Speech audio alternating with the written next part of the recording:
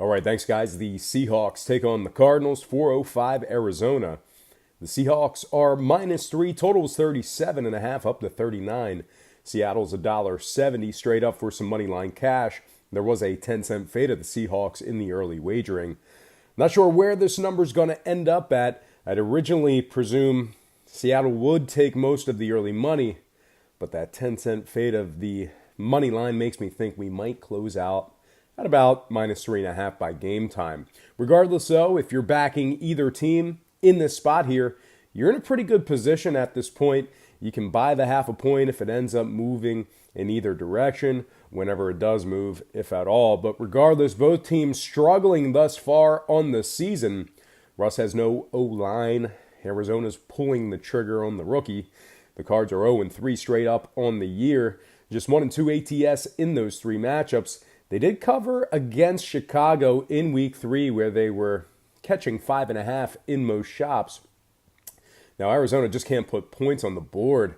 20 points scored in totality for the first 3 weeks of action. The defense can't stay off the field either. They're averaging nearly 37 minutes on the field per contest. And if you take a look at the actual betting trends, they certainly don't favor the Cardinals either. 0-5 ATS in their last 5 at home against Seattle. 0-5 straight up in that very same category.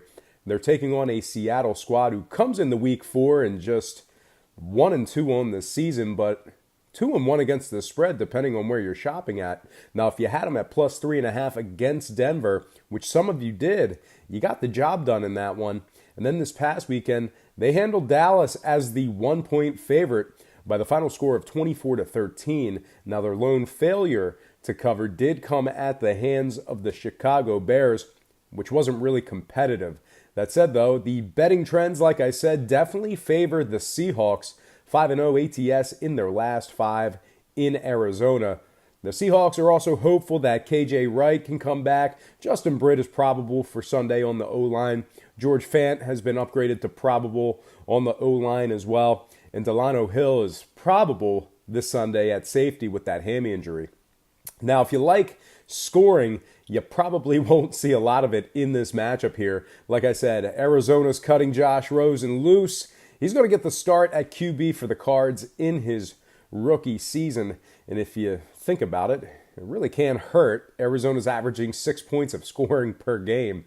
Just 23 minutes of time of possession for each contest and just above 4 yards per play on average. Meanwhile, on the Seattle side, they're averaging 21 points a game. Not great, not too bad. They have been kept under 25 points per game in all 3 of their matchups thus far in the season. And historically, these two teams tend to keep it low when they clash. The total's gone under in 4 out of Arizona's last 6 when playing at home against Seattle. So with all that said and done, I think we'll see a low-powered gridlock here. But overall, I like the Hawks and the under. So give me Seattle -3 in the under. 39 total points in this one. And with that said, welcome to the show. I got some lines and personal leans out for our NFL Week 4 slate of Sunday evening and Monday games.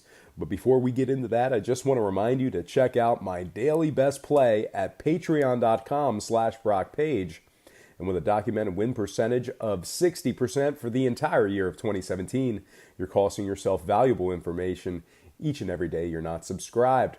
Now, tier memberships begin at just $1.99 per month. There's also plenty of free content there as well, so you don't have to pay. And once again, please feel free to hit that pause button right now, open up your browser, and just quickly check me out at patreon.com/BrockPage. It'll only take you a few seconds. Link is in the description section below. And if you are a current patron of mine and you're watching right now, I just can't thank you enough. You make it all worth it.